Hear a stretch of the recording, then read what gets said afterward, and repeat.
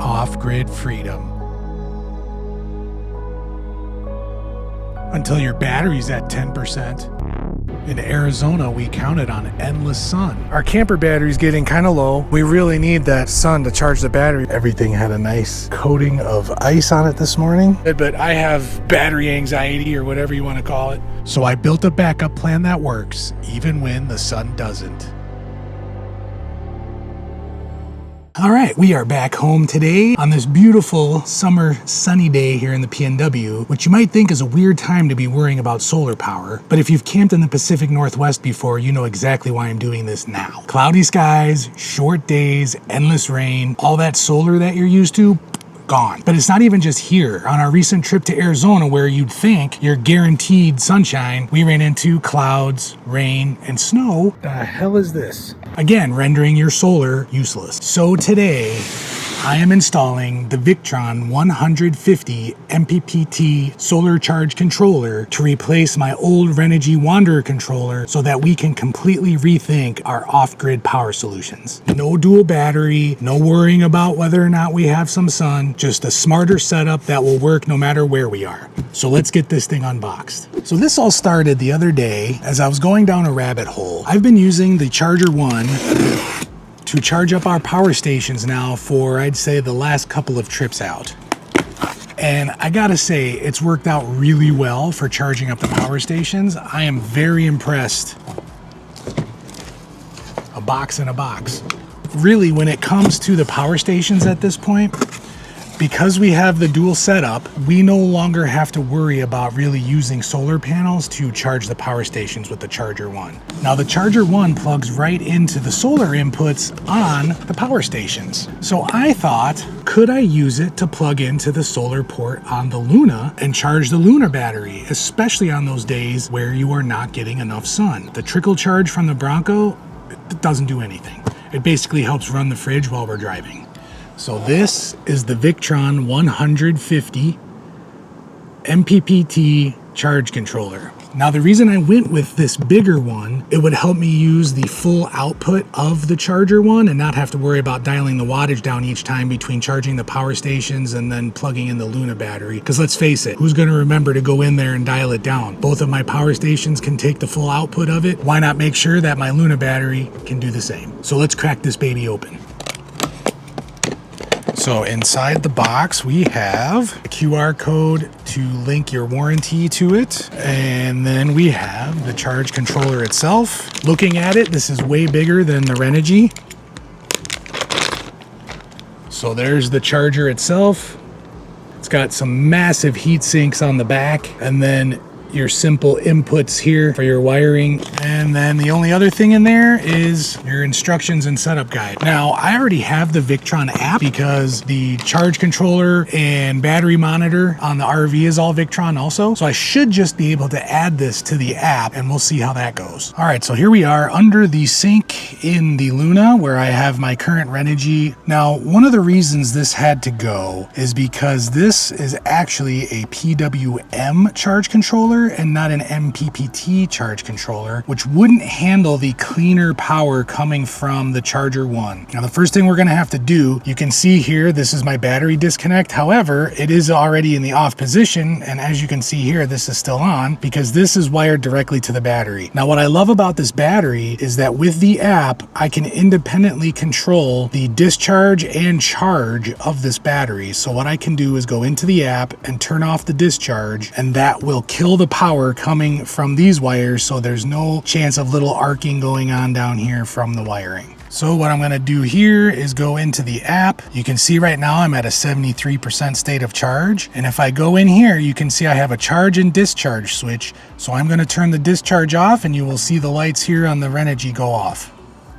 Boom, just like that. So now I know that there's no power coming out of this battery that can backfeed into the charger and zap me. Let's get this guy off and the new Victron installed. Hold up. Now the fun part is, as with many campers, they install the ZAMP Solar Ready system, which all that is a port on the outside with some wires running into the inside. That's it, that's all you get. Well, ZAMP is famous for having their plugs reverse polarity. Now when I wired this a long time time ago. I believe I switched it, but I want to double check that the positive and the negative are going into the proper ports on the charger one and will hit the positive and negative on the Victron controller. I'm going to double check the polarity with my extension cables and my little reverse polarity adapter that you can get on Amazon to defeat that whole reverse polarity thing with the ZAMP. However, I just want to make sure that I can still use that adapter and I don't have to worry about pulling that off when I want to use the charger one and putting it back on when I want to use a solar panel. Let's double check that first and then we'll swap these out.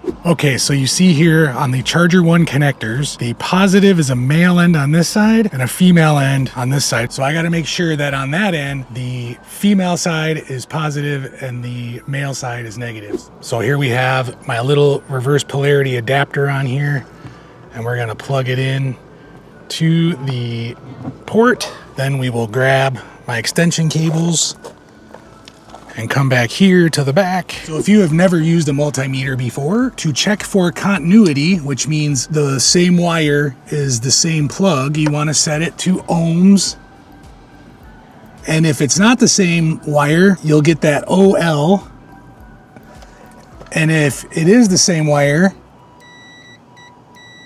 you'll get a nice beep. So that's how you can double check your wires. You just hold one on each end. Like I said just a minute ago, the positive's got to be female, which does line up with my red positive cable here. All I got to do is stick one probe down in there. Make sure you're touching the metal. These are my two wires coming in from the ZAMP port on the outside. So this is just straight white, no beep. So there you go. Now I know that the red with pink wire is going to be my positive wire that I'm going to want to put on the positive terminal of the Victron, which I believe is how I had it on the Wanderer. Unfortunately, I yanked it out before I double checked. But if you ever forget, it's always a good idea to take pictures of stuff before you take it apart. I didn't follow my own advice. But if you have a multimeter, you can always check with that. So now we know pink with white is positive, just straight white is negative. Let's get these swapped out. Just a quick comparison of the two side by side. This overall footprint, not too much different. The Renogy, if you did want to monitor it via the app, you would have to buy this separate Bluetooth module. Looking at them side by side, you can see the Victron sticks out way further than the Renogy. But then again, this bad boy is going to be handling a lot more power than this little guy. All right, let's get this Victron in. I put one of the screws back in from the Renogy, and look at that. It fits just barely in between there, but that's all that matters, right? So what I'm going to do is I'm going to hold that mostly level, put my good eye on it, and I'm just going to kind of mark where these screw holes are. I cannot see on this side, so forgive me if I am writing all over the wall here. No matter how hard I try, my big head will not get in here. There we go. Okay. Yeah, looks like a kid coloring on the wall. What the hell? Oh my God. But at least now I know where to put my screw. I can see the curve of that. Let's get a screw in there. I don't remember why I did not have a fourth screw in the Renogy, other than probably for the same reason. I could not get my big head in there, but the Renogy did not have these nice little slotted mounting holes. Where's that screw hole at? Wow, I really messed that up, didn't I? That is not level at all. Okay, well, guess what? This one might be a 3-screw operation also, because that is not even close enough.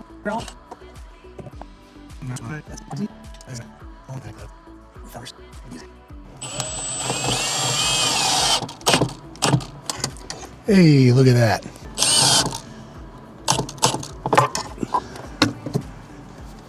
All right.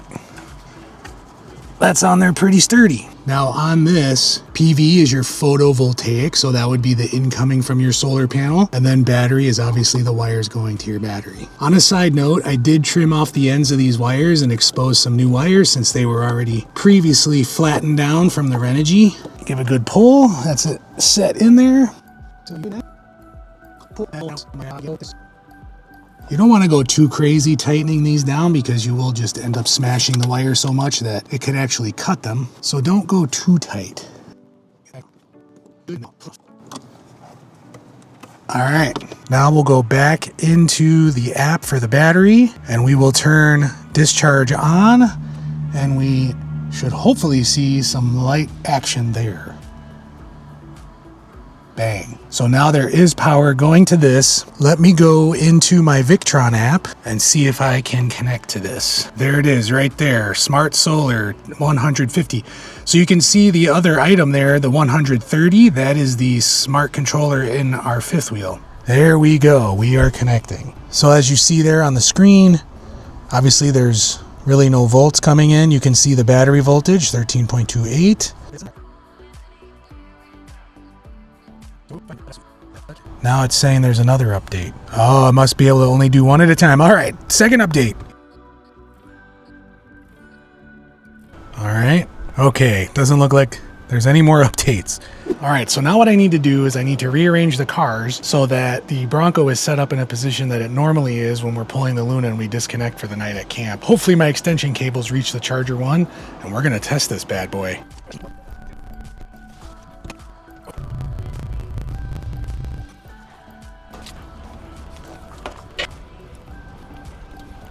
All right, so you see there, the cables barely fit, but they do fit. I got red going into the positive, black into the negative, just like we double checked. The big question now is, am I gonna fry everything or is this gonna work how I think it is? Let's try it out. All right, you're gonna have to excuse the noise from the Bronco. I'm about to turn the switch on for the Charger 1. Let's see what happens.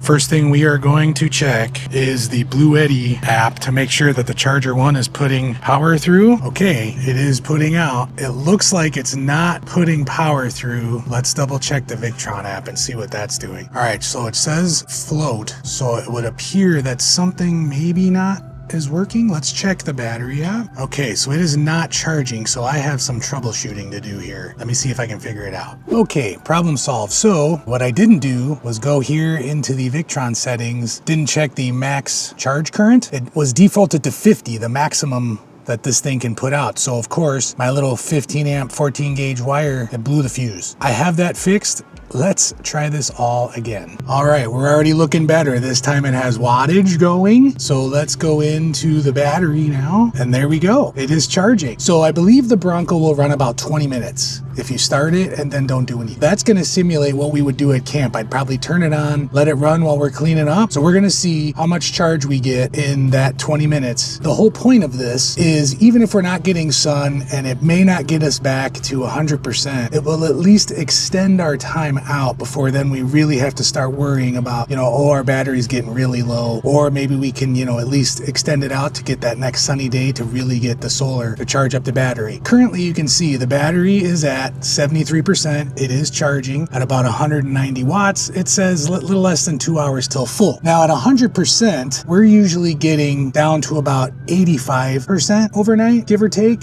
with lights and the fridge and the fan. And if we had to run the diesel heater, we're looking at about, 85 to 80% if we're at 100. Let's see what we can expect with 20 minutes. I'm gonna let this just run and see what happens. All right, the Bronco shut off after 15 minutes. And as you can see here, we gained about 5% back on the battery. Now that might sound low. However, keep in mind, I had the back hatch open, which activates the gas solenoid valve on our stovetop, and that draws about 15 watts continuously. I'm thinking that's gotta go. And I did turn the fridge on about halfway through. However, the fridge was sitting at full outside air temp, which is about 82 today. So the fridge probably ran longer than it would normally if it was already cold. So yes, while we were charging, we were also drawing a decent chunk of watts to run those things. But that's exactly what's gonna happen while we're camping. Even with that draw, in 15 minutes, we gained back 5 amp hours, 1/3 of our day in just 15 minutes. Over a few days of bad weather and no sun with the solar panel, that's extending our battery life by a full day with just 15 minutes of idle time while we're packing up. Now, I want to make it clear that this was just a proof of concept video. Right now, between the Victron and the battery, I only have 14 gauge wire with a 15 amp inline fuse. So currently, that's my bottleneck right there. Those those wires are gonna get upgraded to 12 gauge wires, which is what my extension cables are. That will allow me to run up to about 20 to 22 amps through the Victron and into the battery. I think what this video shows is that yes, you can use your Charger 1 to charge your camper batteries. Plain and simple, this system does work. It's scalable and it fits in how we use our little camper on our camping trips. I don't have to worry about a bigger battery or dual batteries or some kind of other DC to DC charger, even when the weather sucks. If you have any questions or want to see a follow-up after I upgrade the wires, just drop them down in the comments. If you found this helpful, don't forget to hit the thumbs up and subscribe so you don't miss my next video, and I'll see you on the next trip.